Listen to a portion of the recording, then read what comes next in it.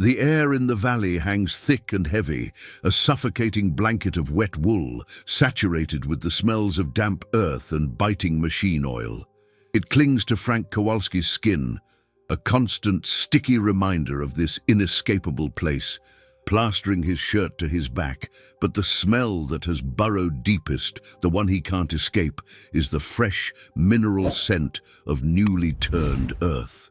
He is digging, clawing at the stubborn red clay with raw, bleeding hands because his shovel handle snapped, a clean break just like the one that occurred inside him when David just stopped. One moment, David was a solid, breathing presence beside him, his quiet jokes a counterpoint to the jungle's hum. The next, he was a space filled with a silence so absolute, so loud, it deafens Frank to the cacophony of insects and unseen life that drones on, indifferent. Frank's entire existence has been a performance of steadfastness, a stubborn, prideful refusal to be the one who leaves.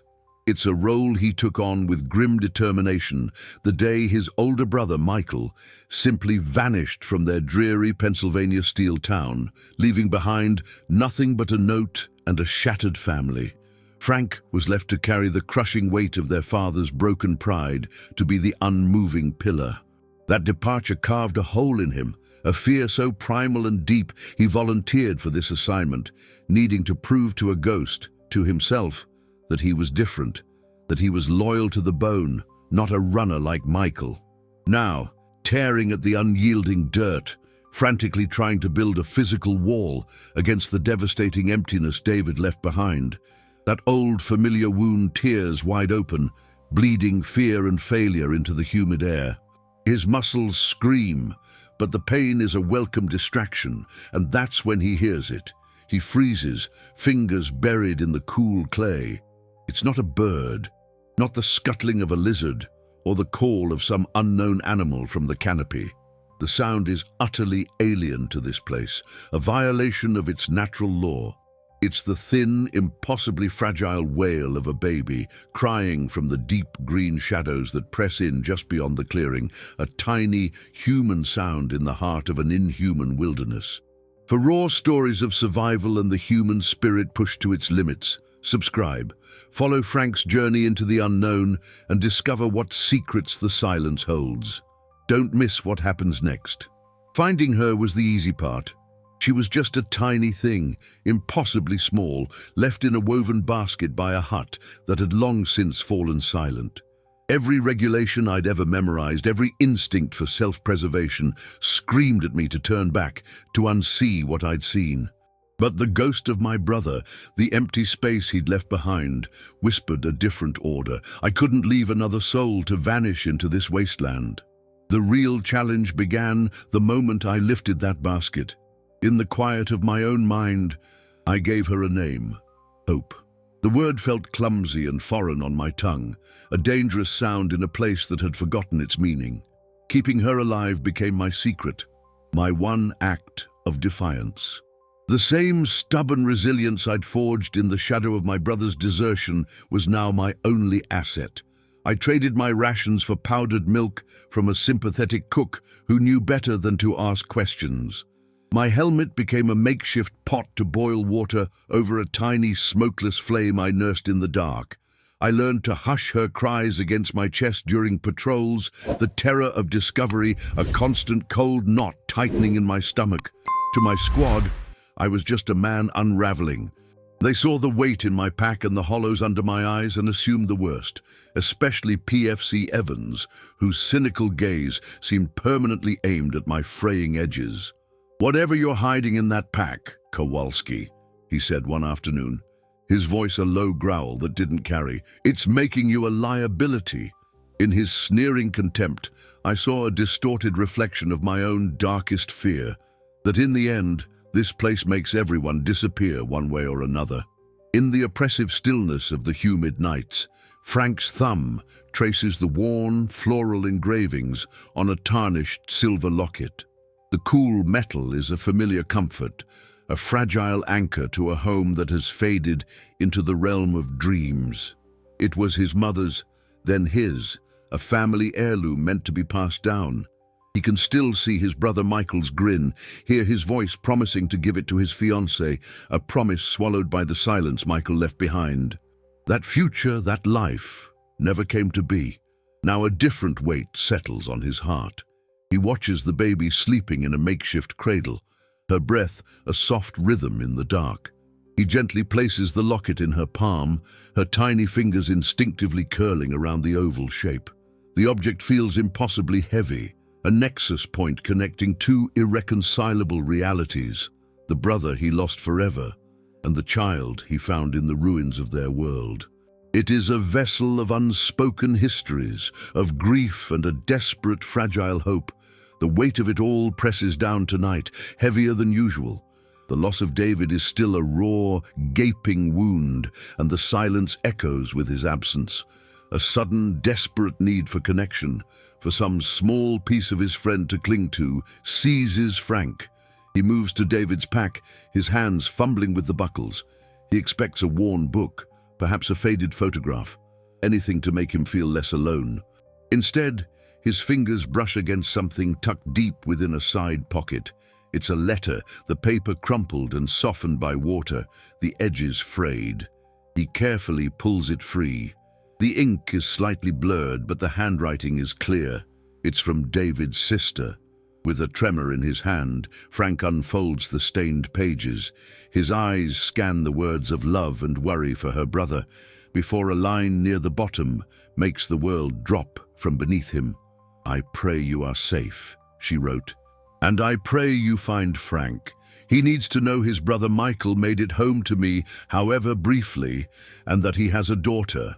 The words on the page blur until only one remains, sharp and cold. Canada. The phrase from the letter rings in his head, shattering a carefully constructed reality. Michael wasn't just gone, lost to the war. He had chosen to leave. A conscientious objector. The truth is a punch to the gut, but the second blow, the one that follows immediately, is worse. David, his best friend, the one person Frank trusted without question, had known. He had known all along. The betrayal is a dizzying sensation, a quiet conspiracy that instantly reframes their entire friendship. Every shared silence, every knowing glance from David is suddenly tainted, recast under a harsh new light. Had David been protecting him from this painful truth, or had he simply been pitying him? The thought makes Frank's stomach turn, a sour mix of grief and humiliation. With trembling hands, he folds the letter, the thin paper feeling as fragile as his certainty has become, and tucks it away. But the secret cannot be contained so easily. It is out now, a living thing that squirms in his gut, twisting the shape of his grief for David and calcifying his anger toward Michael. He looks over at Hope, sleeping soundly in the dim light, oblivious. He watches the steady rise and fall of her chest and wonders about all the secrets people keep, the heavy burdens they carry, all in the desperate hope of protecting the ones they love. The weight of the secret presses down on Frank Kowalski, molding him into a stranger. The easy laughter that once defined him in the squad dies in his throat, replaced by a brooding silence. He moves through the camp like a ghost, his gaze distant and perpetually scanning, as if searching for a threat no one else can see. His camaraderie with the others has curdled into a tense, unspoken distance.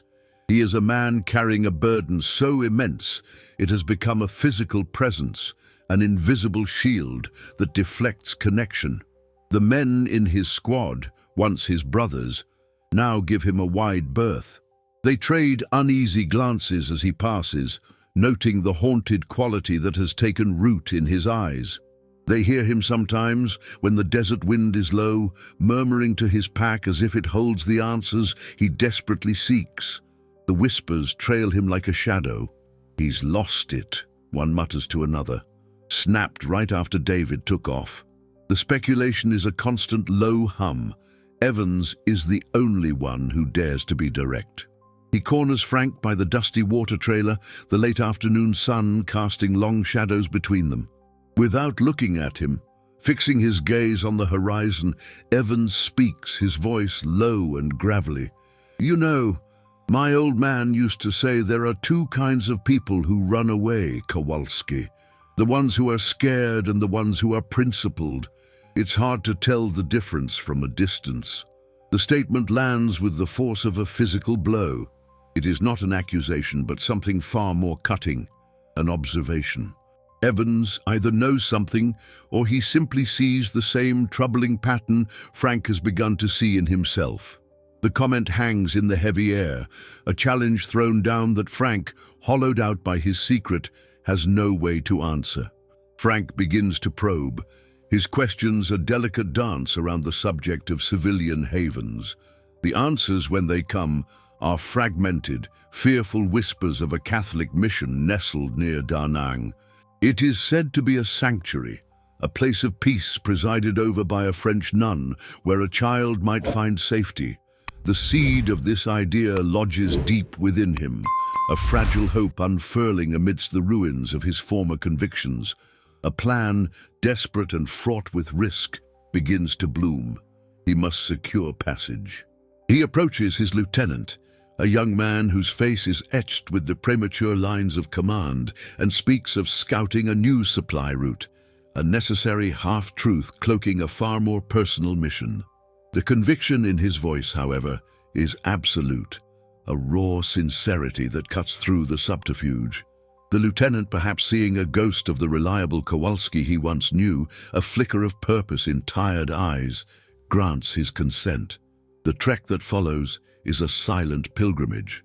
Each step carrying him and Hope closer to the coastal city feels like a step further from the soldier he was trained to be.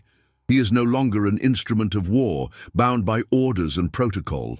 Instead, he is guided by the faint, insistent echo of a promise made to a ghost in the deep green of the jungle, a vow that has now become his only true north. He turns to go, the mountain air filling his lungs, a purifying breath after months spent in the filth of conflict. Each step away from the mission feels lighter, as if he is shedding a physical weight with every yard gained. The serenity of the place is a balm on his frayed nerves. He is free. More importantly, she is safe. But the silence begins to work on him. It is absolute, profound. A place dedicated to sheltering the young should carry the faint echoes of their existence.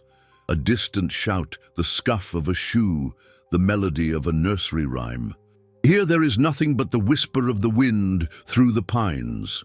The order he had admired now seems sterile, the peace a vacuum. An unease, cold and sharp, pricks at the edge of his relief. Compelled by an instinct he doesn't understand, he stops and glances over his shoulder. He sees Sister Agnes leading Hope away from the main chapel toward a smaller, more austere building.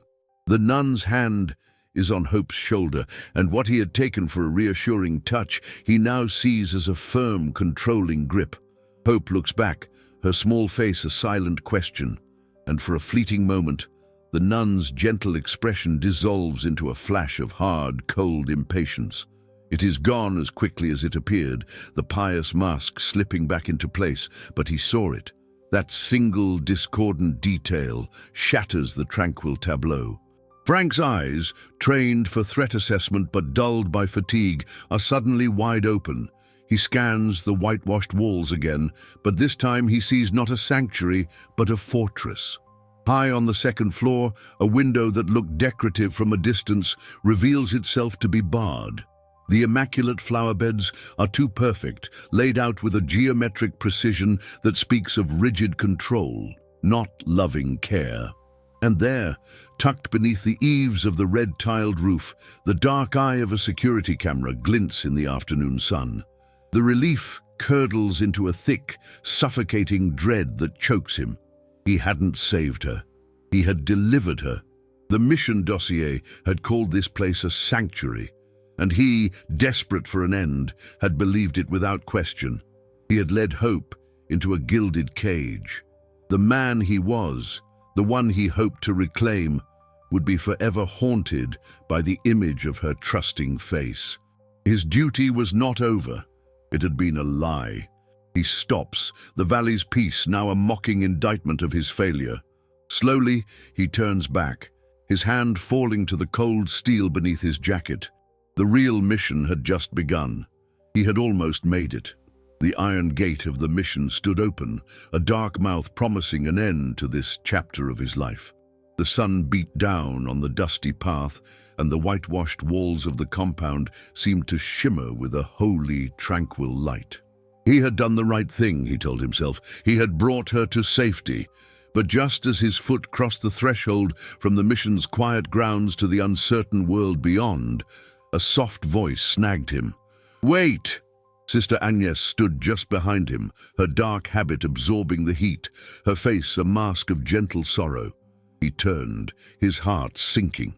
He didn't want more words, more blessings, more pity. He just wanted to leave. But her eyes held him fast, and she began to speak, her voice barely a whisper, yet each word landed like a stone. She felt compelled to tell him what truly happened to the children, the ones left behind in these contested lands. She explained the grim mechanics of this war, a conflict that didn't end when the guns fell silent. The children, especially orphans like the one he had just surrendered, were not simply cared for. They became spoils. Whichever faction ultimately claimed the territory also claimed its children. They weren't given new families or loving homes. They were funneled into institutions for what was euphemistically called political re-education. It was another kind of war, a quieter, more insidious one, fought not in jungles with rifles, but in sterile classrooms and cold dormitories, where young minds were scrubbed of their past and remolded to serve a new ideology. The baby, she explained, her gaze filled with a profound sadness that seemed to encompass generations of loss, was more than just a child here. Here, she is a symbol, the nun clarified, the truth laid bare. A prize. The words dismantled his carefully constructed peace. The weight of his choice, which he had so recently shed, came rushing back, heavier and more suffocating than before. He looked past the nun, at the serene white walls of the mission, and saw them for what they were. It wasn't a sanctuary, it was a beautiful, pristine cage, waiting for its next captive. Leaving the child here wasn't saving her, it was a condemnation. He was abandoning her to have her very soul rewritten by victors she would never know. A cold certainty washed over him, chilling him despite the oppressive heat. He couldn't do it. The thought was a physical blow, a visceral rejection of the path he was about to take. He couldn't. Without another word, he turned and walked back through the gate, his steps now firm with a terrible new purpose. He disappeared into the building's cool interior, and when he emerged moments later, the tiny, sleeping bundle was once again nestled securely in the crook of his arm. The child's warmth seeped through the blankets, a familiar and now permanent weight. Sister Agnes remained where she was, her expression unchanged. As he passed her, she simply nodded. It was not a gesture of victory or approval, but a silent, solemn acknowledgement, a recognition of a burden he had tried to lay down, now reclaimed and accepted. A burden they now, in some small, unspoken way, shared. The crunch of his boots on the gravel was the only sound that mattered. Frank walked with a deliberate slowness, the small bundle in his arms, a living contrast to the drab olive and steel of the base. He made no effort to conceal the child, her dark hair peeking from the worn blanket. This was not a rescue to be explained away. It was a statement. Each step was an act of open defiance, a renunciation of the cold logic that demanded he leave her behind. He saw the first few faces of young privates, their jaws slackening before they quickly looked away, as if witnessing something profane they had no business seeing. He was a man lost to his own private war. He reached his barracks, the door groaning in protest. He laid the sleeping infant on his cot, his movements surprisingly gentle. Then he sat on his footlocker and waited. He expected military police, the angry voice of his sergeant, the formal reading of charges, insubordination, dereliction of duty. The list of his sins was long, yet nothing came but an unnerving silence that seeped through the walls. He was a live grenade dropped into the gears of a meticulously crafted machine, and a strange paralysis had gripped his command. They had procedures for incoming fire, for casualties, for mutiny, but not for this. Not for a problem without a clear solution, a ghost disrupting their rigid reality. The men, his brothers in arms, now gave him a wide berth, their gazes sliding off him as if he were made of glass. They spoke in hushed tones when he entered the mess hall, their camaraderie a fortress he was no longer welcome in. Only Evans, whose quiet contempt had been a constant friction, did not look away. He watched Frank from across the room, his expression unnervingly neutral. The sneer was gone. It was not hatred anymore. It was something colder, more analytical. It was assessment. Evans was watching a man who had broken the rules and somehow had not yet been broken by them, and he seemed to be calculating the odds. Surrounded by the very soldiers he had sworn an oath to serve alongside, Frank had never felt such profound loneliness. The familiar drone of the generators, the distant crackle of the radio, the rough laughter from other tents. It all felt alien, the soundtrack to a life he no longer lived. He was an island of his own making, a solitary patch of land in a vast, indifferent ocean of military order. He stood by the cot, looking down at the child's peaceful face, the one anchor in his swirling world. But he could feel the tide coming in, a relentless surge of consequence threatening to sweep over him, to erode the very ground beneath his feet and wash away everything he had left. The monsoon arrives not with the clamor of a planned assault, but as a force of nature, echoing the turmoil raging within Frank's soul. The sky transforms into a vast, bruised canvas of purple and grey before it splits open, unleashing the deluge. Rain descends in blinding vertical sheets, blurring the dense jungle into an impressionistic smear of green and brown. The sound is a physical presence, an overwhelming constant roar that drowns out coherent thought and smothers the senses. This is not an ambush of armed men, but a total sensory onslaught. Disoriented by the downpour and the force of the rising wind, Frank's footing gives way on a treacherous, slick bank of mud. Control evaporates in an instant as he slips, his body tumbling helplessly into the dark maw of a ravine. His heavy pack is ripped from his shoulders, his grip on the world and on his composure loosening with each violent rotation. When his descent is finally brutally halted by a tangle of roots and wet earth, the familiar sounds of his squad have vanished, swallowed whole by the storm. He is utterly alone, a solitary figure adrift in an indifferent wilderness. A frantic surge of panic is momentarily quelled by a single, urgent priority: hope. He finds her nearby, safe, though soaked and visibly scared. Relief washes over him, a brief, fragile reprieve. But as his hands instinctively pat down his uniform, his fingers meet only empty, wet fabric over his heart. A cold, sinking dread quickly eclipses his fear of being lost. The silver locket, his last tangible connection to the world he left behind, has been snagged and claimed by the jungle. The forest held its breath, exhaling only the cold, sharp scent of rain-soaked earth and decaying leaves. He sat with his back against the rough bark of an ancient oak, a meager shield against a storm that raged with a furious, personal malevolence. Rainwater, cold as a final judgment, dripped from his matted hair and plastered his worn tunic to his skin. But the shivers racking his body were born of more than just the chill. Each tremor was a new crack in his resolve. In his arms, the small, bundled form of Hope was a leaden weight, her body radiating a disquieting, dry heat that felt like a slow-burning fire against his own frozen flesh. Fever. Everything was gone. The crisp uniform, the weight of his rank on his shoulders, the easy camaraderie of his brothers in arms, all stripped away, leaving him raw and exposed in the unforgiving wilderness. He had enlisted to build walls against this very feeling, the gnawing emptiness of being left behind. Now here it was, the ultimate abandonment, not by another, but by his own strength, his own purpose, his very faith.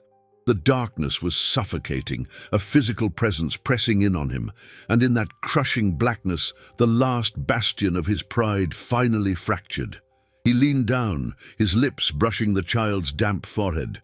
Her soft whimpers were a constant, painful refrain against the drumming rain. "I failed," he whispered, the admission a ragged tear in the fabric of the storm. The ghost of his brother, the man he had despised for his desertion, for the shame he brought upon their name, rose unbidden in his mind, its features a mocking reflection of his own. "I'm no better than he was." The words caught in his throat, a painful, burning knot of shame. "I'm sorry," he choked out, the sound stolen by a gust of wind that howled through the trees like a lament. "I couldn't keep you safe. I'm just like him." The confession hung in the air, a final surrender. He was adrift, lost in a sea of his own making, a coward just like the man he swore he would never become. But then, a subtle change, a slow, almost imperceptible shift from absolute black to a watery, bruised grey. Dawn, weak and reluctant, began to bleed through the dense canopy above, its fingers of pale light piercing the gloom like hesitant messengers. As the light touched them, he felt the feverish heat in the small body in his arms seemed to lessen its grip. The child's crying subsided, replaced by a soft, even breathing. He dared to look down. Hope's eyes, wide and clear, were open and fixed on his face. In their lucid depths, he saw not accusation, but a simple, profound trust that shattered his self-pity. In that single, silent gaze, his spiraling despair found an anchor. His desperate, chaotic need for redemption, a quest that had led him through battlefields and into this desolate wilderness, finally found its true north. It was not in avenging the past or proving a point to a ghost. It was here, in this small, fragile life that depended on him. He would not be defined by who had left, but by the one he was choosing to stay for. A quiet resolve settled over him, calming the tempest within. He gently shifted the child, reached for a fallen piece of softwood, and drew his small, sharp knife. His hands, though still trembling, moved with a newfound certainty. The blade bit into the wood, and with each careful, deliberate stroke, he began to shape the simple, hopeful form of a small bird. For 2 days, the sun had been his only guide, a merciless orb rising in the east that he forced his weary body to follow. His strength had waned until it was little more than a memory, his resolve a fragile, flickering candle flame on the verge of being extinguished by the wind of despair. He carried the child, Hope, her small body, a feverish weight in his arms.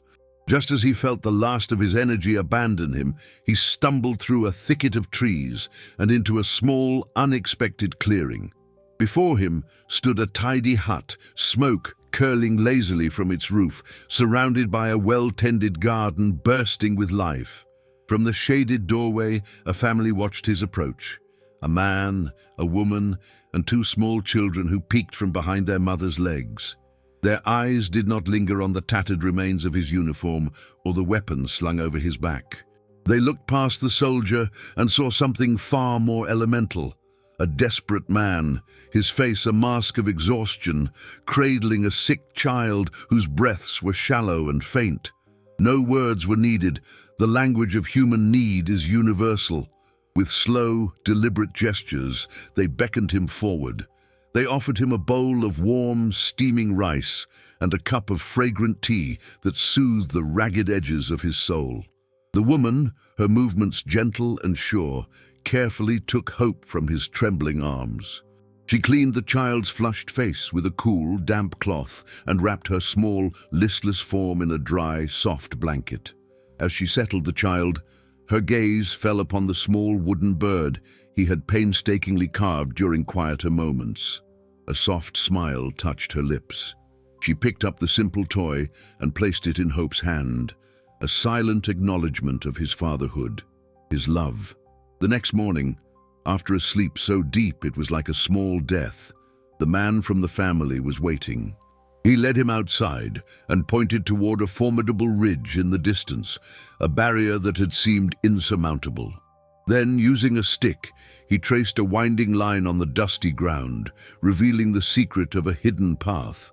It was an act of profound, unasked-for grace, a quiet rebellion of kindness from people who had every reason to fear the man he was, but chose instead to see the man he was trying to be.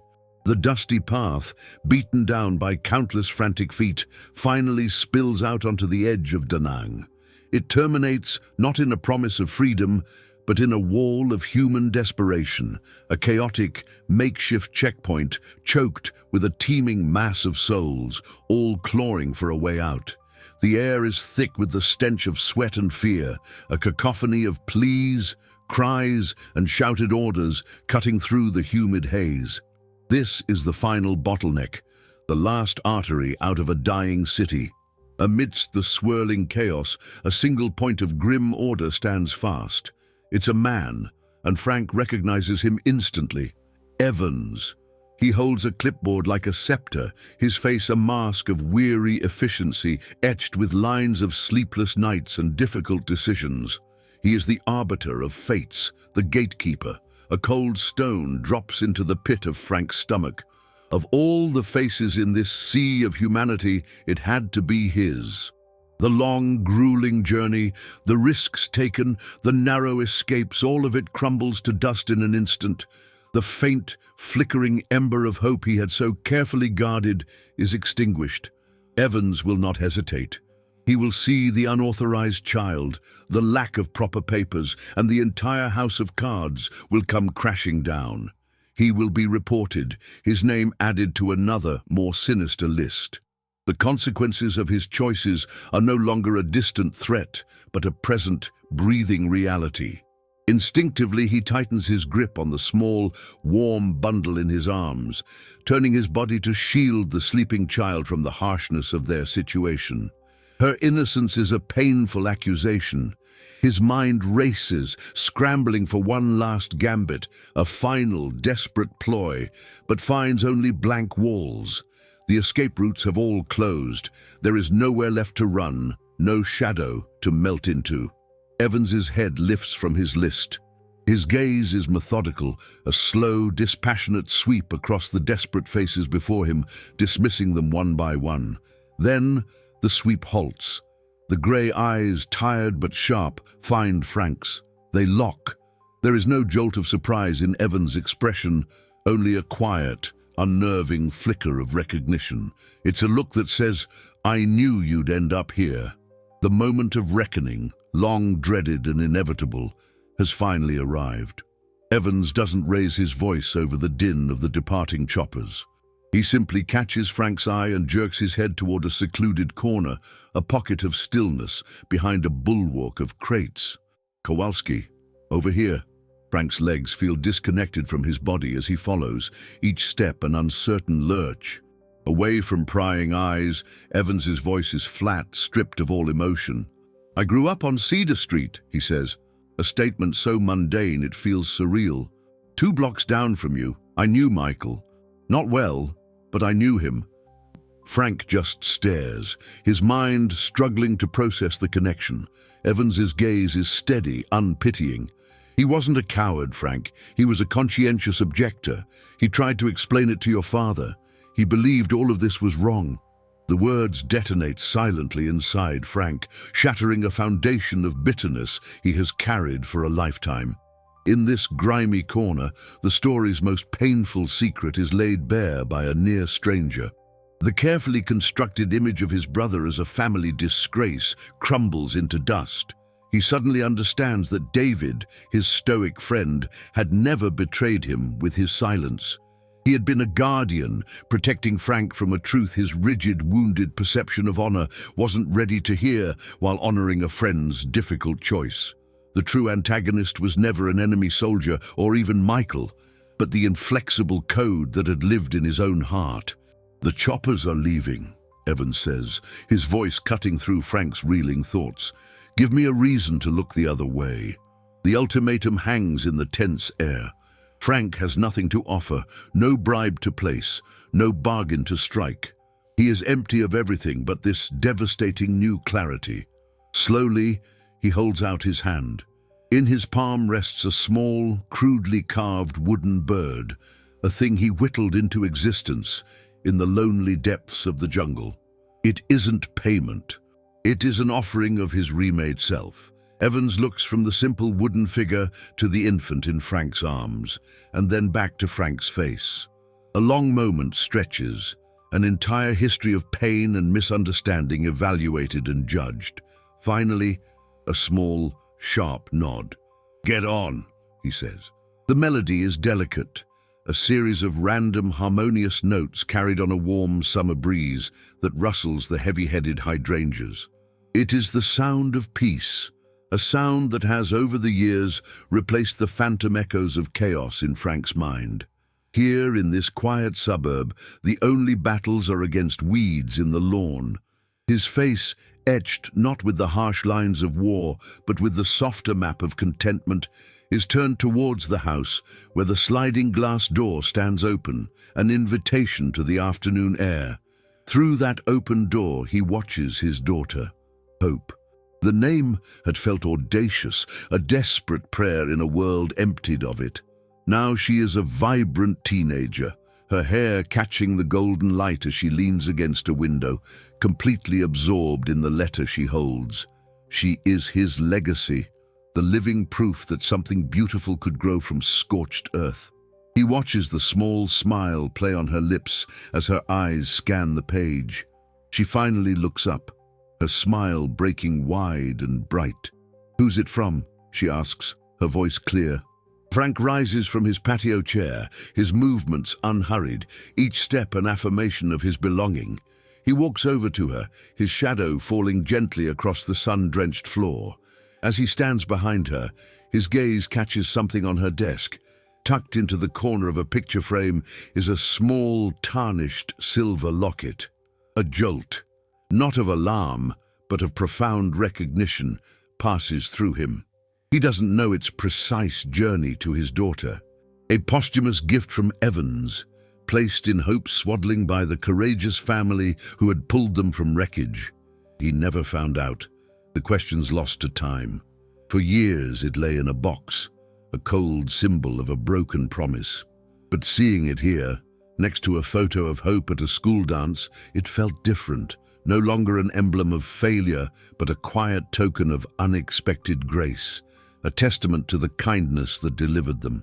He rests his hand on his daughter's shoulder, the warmth grounding him completely. "Your uncle," he says, his voice steady, carrying a history she couldn't yet understand. "Michael. He says he's coming to visit."